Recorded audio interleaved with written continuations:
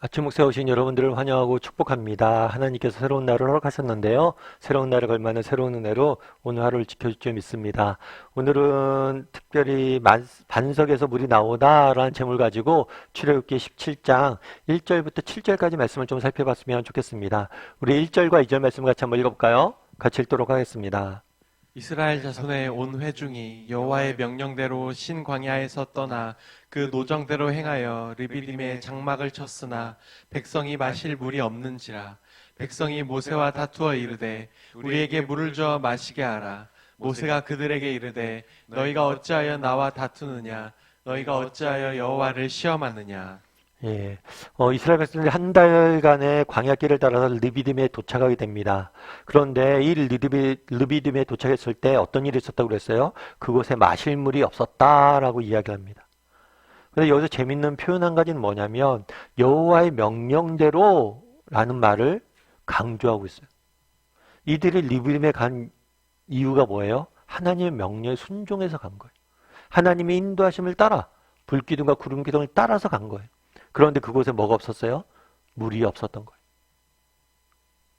참 우리가 그런 생각이 들 수가 있겠죠. 하나님을 믿고 그 말씀에 순종했습니다. 그런데 또 다른 어려움에 직면하게 된 거예요. 이상한 일이죠. 사실 저희가 믿음을 갖고 하나님 말씀에 순종하면 꽃길이 펼쳐져야 되잖아요. 그런데 그렇지가 않은 거예요. 하나님의 말씀에 순종하고 정말 하나님의 말씀에 따랐음에도 불구하고 어려움이 있는 거예요. 정말 예수 잘 믿으려고 노력하고 그리고 예배도 열심히 드리려고 노력하고 뭔가 하나님 앞에서 정말 정직히 살려고 노력했는데 오히려 내 인생에 어려움과 고난이 찾아올 때가 있는 거예요. 그랬을 때 어떻게 됐을까요? 백성들은 뭐라고 그래요? 백성들이 모세와 다투어 이르되 백성들 마음속에 불만이 찾아왔을 뿐만 아니라 근본적인 회의가 찾아온 거죠. 어떤 회의가 찾아왔어요? 신앙에 대한 회의가 찾아온 거죠. 왜 하나님께서 우리를 인도하셨을까? 왜 우리에게 믿음이 있고 하나님을 따르고 이렇게 살아왔는데 왜 우리에게 이런 어려움들이 끊이지 않을까? 그러면서 근본적인 회의가 찾아왔던 거예요. 우리도 그럴 수가 있잖아요. 정말 예수님 잘 믿고 정말 믿음을 갖고 세상 속에 살려고 그러는데 정말 너무 일이 잘 안 돼요. 그럼 우리 삶 가운데 믿음 자체에 대한 회의가 들 수가 있죠. 아, 이렇게 어차피 똑같은데 예수 믿어 뭐하나? 예수 안 믿어도 고생이고 예수 믿어도 고생인데 뭐 내가 예수 믿는다고 뭐가 달라지겠어? 이런 마음이 들 수 있겠죠. 열심히 신앙생활 한다고 열심히 신앙생활 하나 열심히 신앙생활 안 하나 똑같은데 뭐하러 열심히 해? 이런 마음이 들 수 있다는 거예요. 그런 회의가 찾아올 수 있다는 거예요. 이는 모세도 마찬가지죠. 오늘 본문에 보면 뭐라고 되어 있어요? 이스라엘 백성들이 모세와 다투어 이르렀다라고 이야기합니다. 모세 입장에서도 마찬가지. 모세도 뭘 할 수 있어요? 모세 역시도 정말 회의가 찾아올 수 있는 거. 하나님이 광야에 지내고 있는 모세를 불렀잖아요. 하나님. 불러서 이스라엘 백성들 구원하라고 부르셨잖아요. 이스라엘 백성들 구원하러 갔습니다. 그래서 그들 이끌어냈어요. 그러면 정말 하나님 앞에 칭찬도 받고 또 이스라엘 백성들의 존경도 받고 그래야 정상인데 맨날 이스라엘 백성들이 와서 모세한테 불평하는 거예요. 원망하는 거예요. 뿐만 아니라 오늘 본문에 뭐라고 그래요? 다투었다고 그래요. 모세의 권위도 인정하지 않고 아무것도 모세에게 남는 게 없는 거예요. 그럼 모세 입장에서 그런 거죠. 하나님, 도대체 왜 내가 하나님에게 쏟아낼 원망까지 저에게 쏟아내는 이런 형편까지 저를 이끄십니까? 왜 내가 모든 책임을 져야 됩니까? 내가 무엇을 잘못했기 때문에 이 사람들이 나한테 이런 얘기를 합니까? 모세 역시도 마찬가지. 모세 역시도 뭘 할 수 있어요? 회의가 찾아올 수 있어요. 그런데 모세는 이스라엘 백성들과 다른 점이 있었어요. 그건 뭘까요? 이 문제를 가지고 하나님 앞에 나와서 기도한 거예요. 이 문제를 가지고 하나님 앞에 기도하고 부르짖을 수 있는 거. 우리도 마찬가지예요. 정말 이 땅 살다 보면 우리도 여러 가지 어려움들이 있을 수 있습니다. 정말 신앙생활 믿음을 갖고 열심히 세상 속에 살려고 그러는데도 정말 어려움이 끊이지 않을 수가 있어요. 그럼 얘가 열심히 예수를 믿어도 뭐하나 이런 생각이 들 수도 있어요. 우리의 믿음과 신앙 자체에 회의가 찾아올 때가 있습니다. 심지어 하나님 앞에 실망할 때가 있어요. 하나님에게 대해서 실망할 수 있어요. 그분에 대한 근본적인 선하심에 대한 근본적인 의문이 들 때가 있어요. 그럴 때라도 뭘 할 수 있어야 돼요? 하나님 앞에 나아가 기도할 수 있어야 돼요. 하나님 앞에 가서 우리의 이 마음을 내어드릴 수 있어야 돼요. 존 버년이란 분이 계세요. 아마 여러분들이 잘 아실 거예요. 철로 역정을 쓰신 분이고, 철로 역정 같은 경우에는 성경 다음으로 세상에서 많이 팔린 책으로 알려져 있죠. 근데 이 철로 역정을 쓰셨는데 그 이 존 버년이 그런 이야기를 했어요. 만약 그분께서 칼을 들고 마중 나온다고 할지라도 나는 그분에게 내 인생을 맡길 것이다. 왜냐하면 그분만이 나의 유일한 소망이기 때문이다. 예수님께서 칼을 들고 나를 마중 나오신다 할지라도 그분에게 내 인생을 맡길 것이다 라고 이야기를. 사실 예수님이 칼을 들고 우리를 마중 나오지 않으시죠. 그럼에도 불구하고 이 땅을 살다 보면 그런 날들이 올 때가 있다는 거예요. 예수님께서 정말 나를 싫어하고 정말 나를 원하지 않으셔서 내게 정말 여러 가지 어려움들을 의도적으로 악의적으로 마치 허락하시는 것처럼 느껴지는 날들도 있잖아요. 나를 싫어하는 것처럼 느껴지는 날들도 있잖아요. 나만은 모든 은혜로부터 예외인 것처럼 느껴지는 날들도 있잖아요. 그런 날이 올다 할지라도 난 뭘 하겠다는 거예요? 그분은 여전히 신뢰할 것이다. 왜냐하면 그분만이 나의 유일한 소망이기 때문이다. 이건 사실은 존 버년의 경험에서 나온 거죠. 사실 존 버년이 활동할 때만 해도 복음을 함부로 전할 수 있는 시기가 아니었어요. 그런데 존 버년은 복음을 전했다는 이유로 감옥에 갇히게 됩니다. 수년 동안 감옥에서 고생을 하죠. 그리고 나온 이후에 또 복음을 전합니다. 또 감옥에 갇힙니다. 그리고 또 수년 동안 고생을 하게 돼요. 그리고 또 나와서 그 정도 했으면 내가 복음을 전해서 감옥을 갇혀서 그렇게 고생했으면 또 나와서 복음을 안 전할 만도 한데 또 복음을 전. 무려 3번에 걸쳐서 수십 년 동안 감옥살이를 하게 되는 거. 어쩌면 마치 그분이 칼을 들고 마중 나오는 것 같은 형편인 거죠. 아, 내가 열심히 예수 믿고 예수 전하려고 했는데 어려움만 계속했으니까 감옥에만 갇히니까. 사람들이 날 원망만 하니까. 그럼에도 불구하고 뭐라고 얘기하는 거예요? 그럼에도 불구하고 나는 그분을 신뢰할 것이다.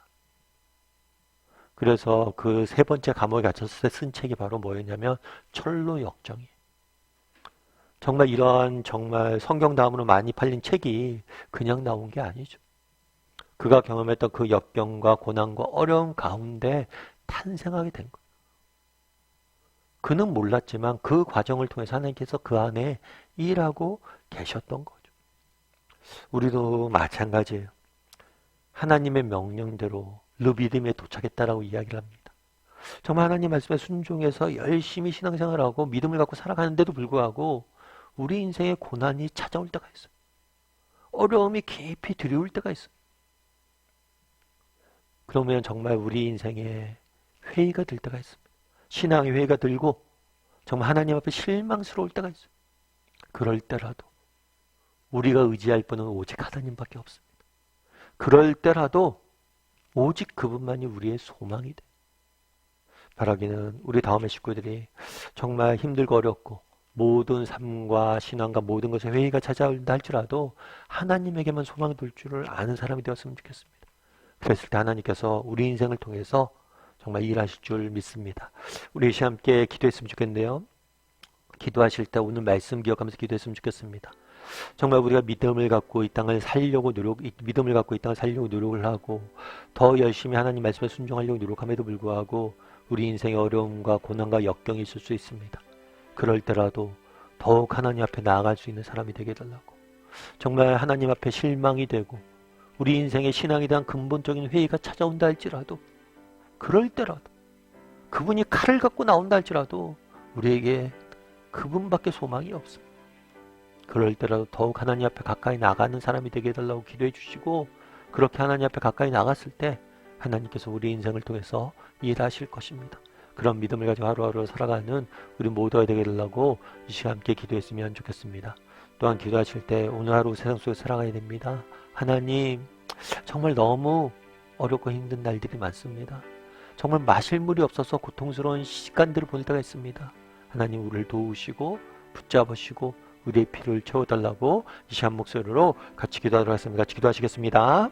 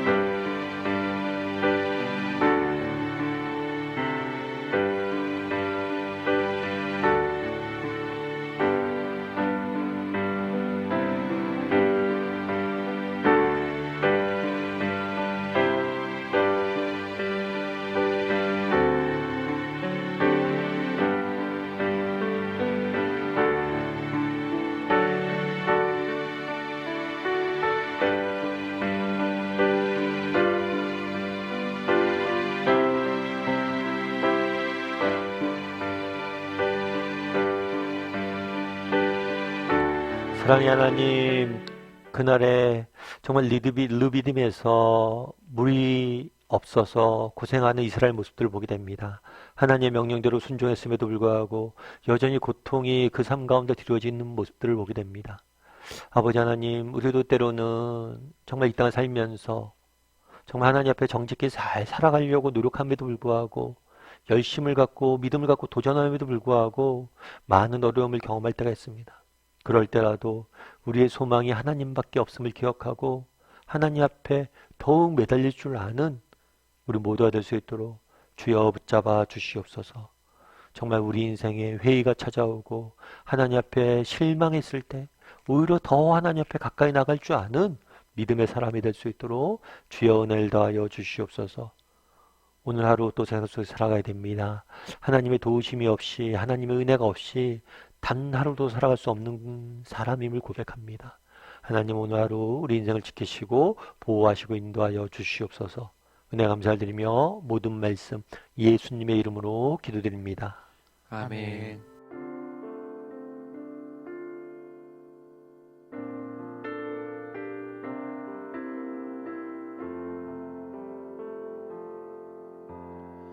나의 주님은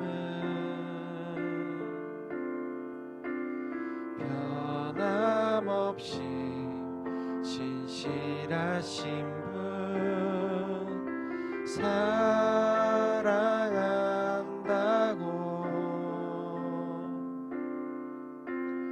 여전히 말씀하네.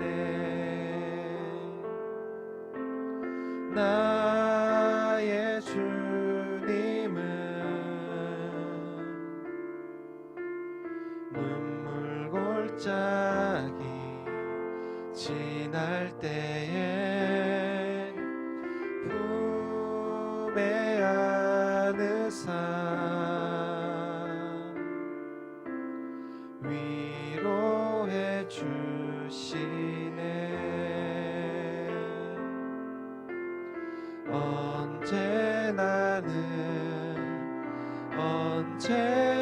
언제나는 내 곁에 계시네. 사랑한다 사랑한다 날 불러 주시네. 나의 주님은 변함없이 신실하신 분